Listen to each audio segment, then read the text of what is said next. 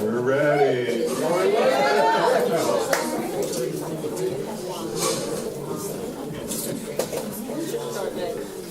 Hello again, everyone. Welcome to Cat's Cafe and the CD release of When Love Flows.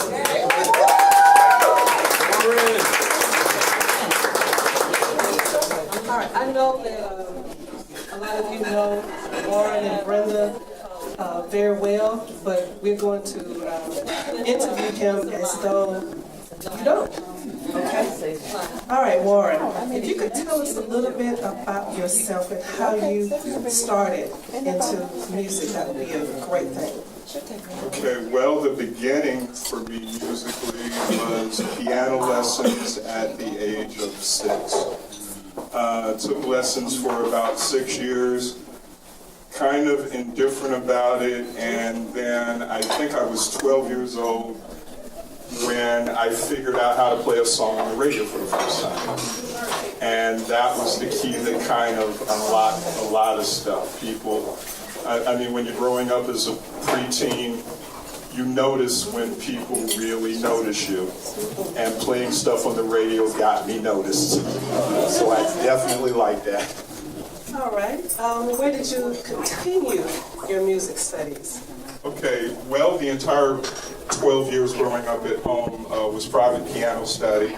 I majored in music, concentration in music theory at Duke University, and I graduated from there in 1980. Okay.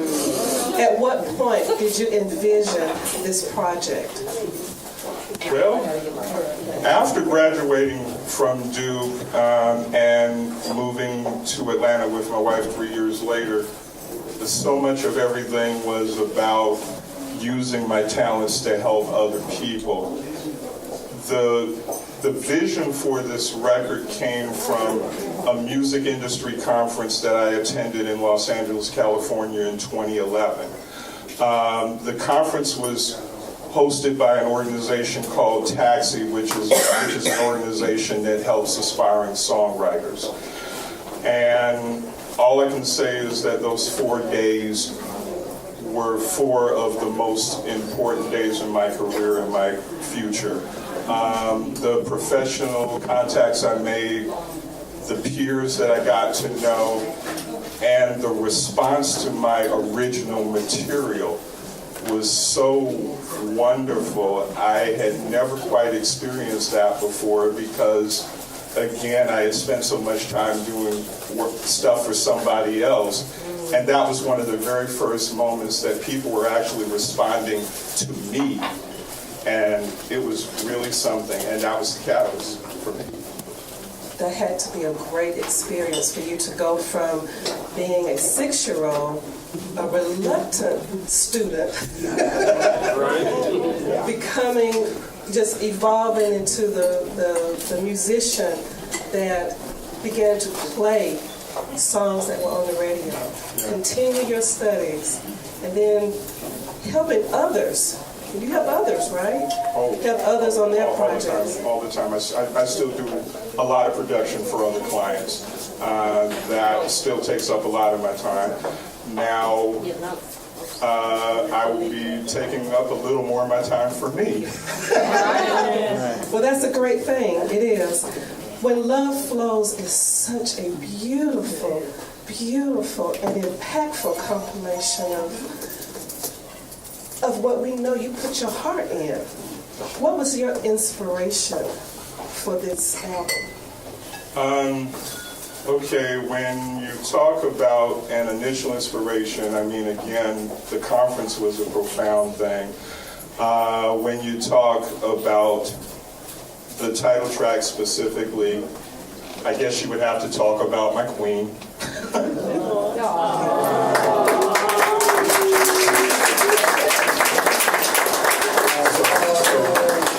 So she was definitely the inspiration behind that song.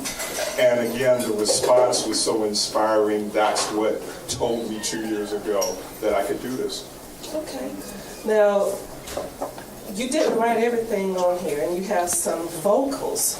Where did you find those other artists? Okay, well, the writers have been friends that I've gotten to know over the course of years, and I think in just about every case, somebody introduced me to these people. We got to know each other, and we found out that we wrote music and we collaborated.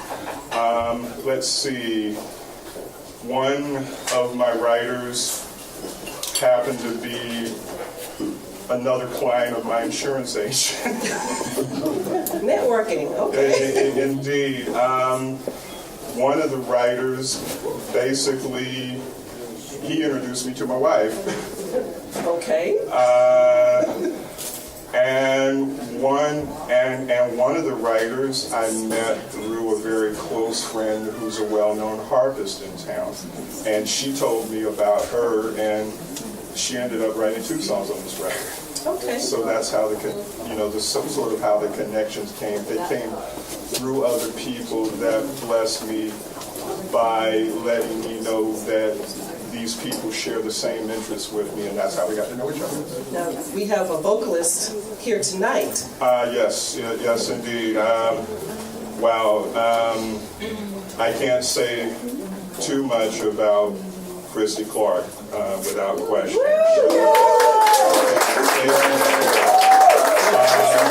A special vocalist that I've been blessed to know since she was a freshman in high school. Okay. And has been nothing short of extraordinary in her gifts. And she was gracious, and she's been gracious enough to share them with me, along with a number of other people. Some people I didn't know were coming. There's another talented vocalist by the name of Judith Franklin that helped out. She's here tonight.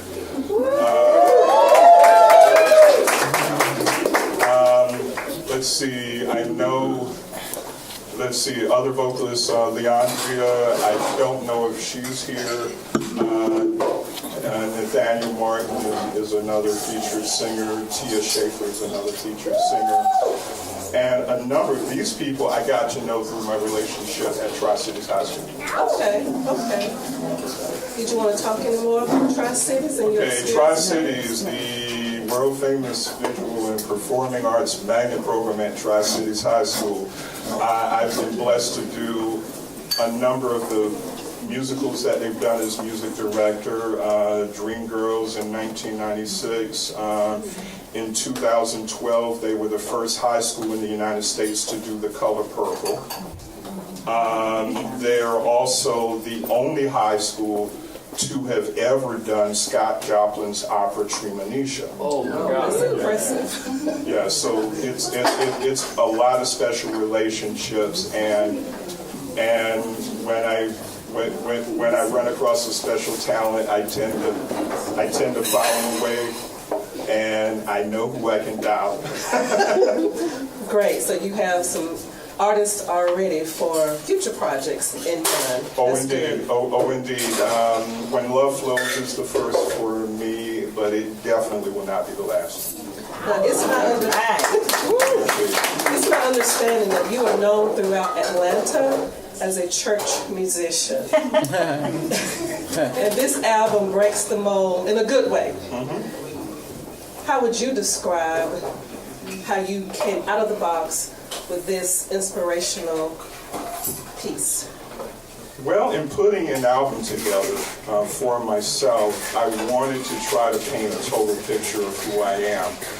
And because the total picture of me musically has so many different areas, the work that I've done musically in church is obviously very important to me, but it's only one of many areas. So the big thing was to put a record together that covered the totality of who I am and didn't put me in one particular box. I've been involved in so many different musical genres.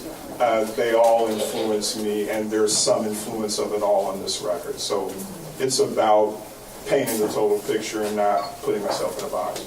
Now, earlier you said you really became an enthusiastic pianist when you could play a song that was on the radio.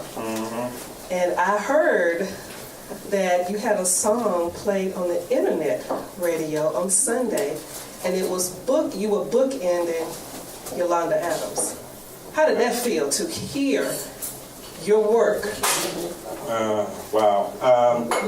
Even after all these years, if you're a musician or a singer, there is just nothing that ever gets old about hearing it on the radio. It's still a special feeling. One of the songs on the record, Rainbow, the co-writer of that song has a cousin who's a DJ for an internet radio station in Rosemont, California. So she connected with her, sent her the song, she loved it, and last Sunday was my first official radio play on the record. That is worthy of a huge round of applause. Yeah, indeed, she taught it up very well, played it, and then all of a sudden Yolanda Adams is being programmed behind me. I'm like, yeah. That'll be awesome. Okay, so my last question to you is, what bit of advice would you give an inspiring artist? Well, for any aspiring artist, it's being true to who you are, being true to your vision. You know the specifics of what you dream to be, and you need to be true to that dream and just keep going after it and keep reaching it.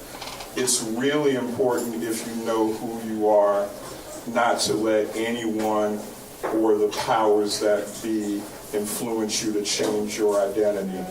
Your dream is yours, your dream is specific, you know what it is, and you keep reaching. Yeah. Thank you so much. I learned a great deal. And are you getting ready to play something for us now? All right, now we'll start sharing the music with you.